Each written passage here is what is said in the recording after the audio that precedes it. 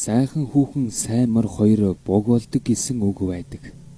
Тэгээд ч энэхүү итгэл үнэмшлийг ашиглан зэрэг нэмхийн өмнө кинонд гардаг адуучин нэр ажнаа сайн хүлгээ шунаг ноёнтноос салгаж авч байгаа дүүх гардаг шүү дээ.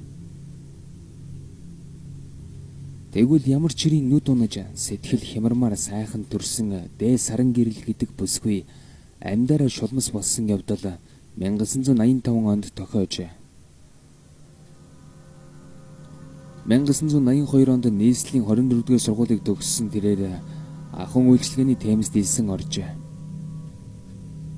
Тэгээд темэст төгсөгчлээ зөвлөлтийн барилгын сод 3-д ажиллаж байсан эс Зандан Шарав гэгч дөж гарсан эхнэр хүүхэдтэй эртээ холбогдож орхижээ.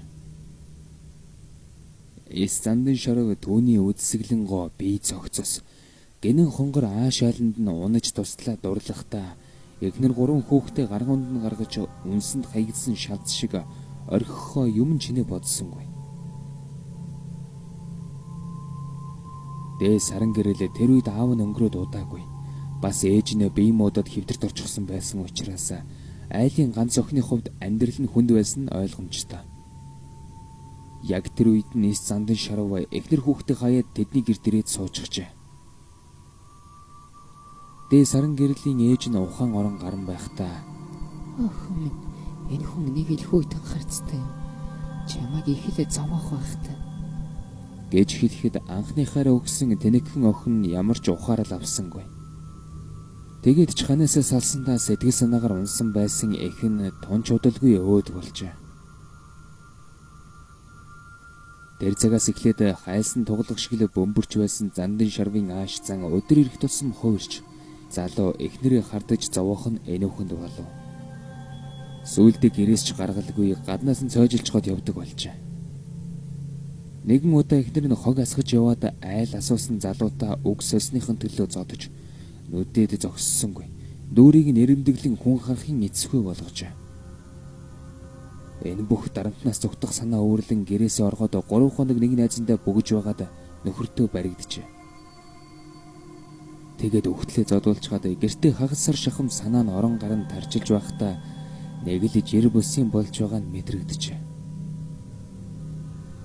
Наадмын шүн тэдний гэрээс аллаа таллаа гэсэн эр хүний ойрлох чимээ эмэгтэй хүний зүрхцэсэм хашгирах дуун сонсогдоход хөршийн айлын цагдаа залуу хаалгыг нэвдэн орвол саран гэрэл нөхрөө багалзуурдад алчихсан тас хөхөрч байв. Хөрш салуун тайвшруулах санаатай дөгөж очтолоо. "Энэ ярахчин алхад надад ээжийн сүнс туслалаа.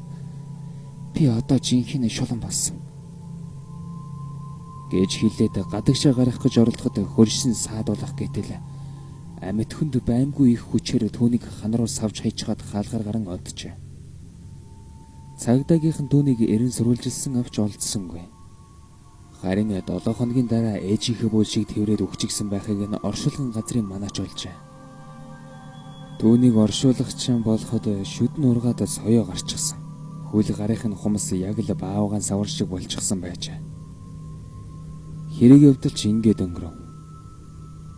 Дээ саран гэрлийн 3 дугаар хороололд байдаг 2 байрыг хотын захиргаанаас хурааж аван ойдлын нэгдлийн үйлдвэрт мастраар ажиллаж байсан Цэ гэдэг айлд олгожээ. Цэг их байранд ороод 3 хонож байтал баг хүүхэд нь юунаас ч айж цочиж уйлах болов. Социализмын хатуу чанд үе байсан учраас лам хараа гандан хідэр тэр бүр яваад байх бололцоо байсангүй. Нэгэн өдөш Цэ ялимгүй арх балгачихсан учраас бие засахаар нойлынхоо өрөөлөд өгтөлөө. Сарны гэрэлд коридорын хан дээр сэгсэсэн эмэгтэй хүний сүдэр тусахад айн зочиж зог тустал. Галынхын өрөөний салхивч онгон хинэгэн ороод ирчихсэн юм шиг санагдав. Мөнөөхөн хан дээрх сүдэр нэг арилан нэг тодрон байснаа араас нь хинэгний хүйтэн гар хүзүүг нь тэмдрэг болоход айсандаа дуун гарахаа болоод хөшиж орхив. Тэгснээ гинэтхэн чихэнд нь маш цэвүүн хоолоогоор "Би та нарыг аавна.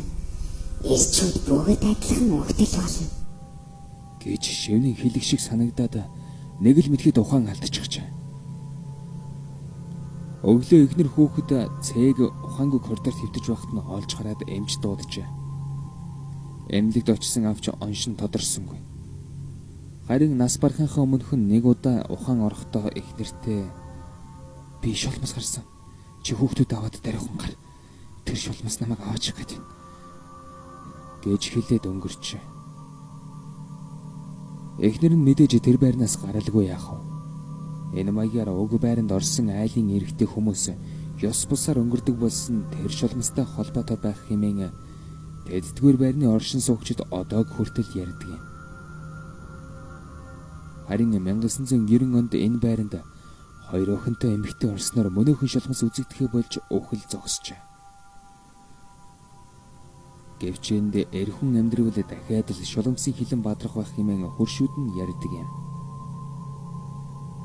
Аудио зохиол үзүүлж байна.